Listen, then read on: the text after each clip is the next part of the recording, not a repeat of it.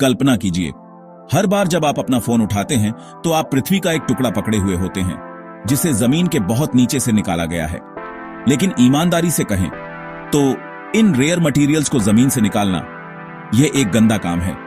Mining से हमारी हवा प्रदूषित होती है, हमारे पानी में जहर घुलता है और कभी कभी तो पूरे के पूरे इकोसिस्टम्स तबाह हो जाते हैं। लेकिन अगर मैं आपसे कहूं कि इसका एक ऑल्टरनेटिव है और यह साइंस फिक्शन नहीं है तो ऊपर देखें, बहुत ऊपर। शायद इसका जवाब अंतरिक्ष की विशालता में तैर रहा है। देखिए, वहां एस्टेरॉयड बेल्ट में और चंद्रमा की सतह पर धातुओं के पहाड़ हैं जो बस निकाले जाने का इंतजार कर रहे हैं। हम सोने, प्लैटिनम, रेयर अर्थ एलिमेंट्स की बात कर रहे हैं, ऐसी चीजें जो यहां कम होती जा रही हैं।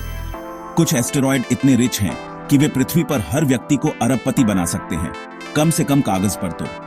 लेकिन यह काम कैसे करेगा?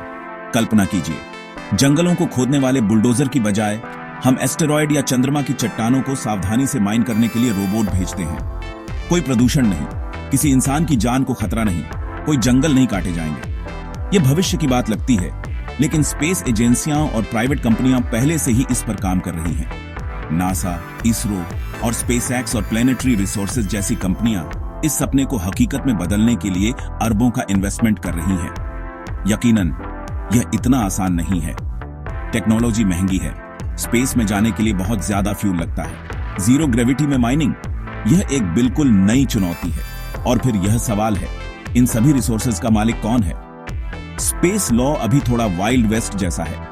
देश अपने क्लेम को स्टेक करने की रेस में है और नियम अभी भी लिखे जा रहे हैं। लेकिन आइए एक सेकंड के लिए बड़ा सोचें। अगर हम इसमें सफल हो जाते हैं तो पृथ्वी को आखिरकार राहत मिल सकती है। हमारी नदियां और हवा ठीक हो सकती हैं। हमें अपने फोन, कारों और क्लीन एनर्जी के लिए जरूरी मटेरियल्स मिल सकते हैं, बिना और जंगल या पहाड़ खोदे। और शायद, बस शायद, स्पेस माइनिंग से नई नौकरियां, नई इंडस्ट्रीज और एक नई तरह की दौलत बन सकती है जो सचमुच इस दुनिया से बाहर की है।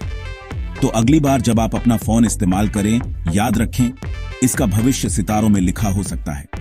कौन जानता है, अगली गोल्ड रश यहां पृथ्वी पर नहीं बल्कि लाखों किलोमीटर दूर एक अकेले एस्टेरॉयड पर हो सकती है जो हमारे पहुंचने का इंतजार कर रहा है। अगर आपको यह आइडिया फैसिनेटिंग लगा तो लाइक करें, शेयर करें और ऐसे और माइंड ब्लोइंग साइंस के लिए सब्सक्राइब करें।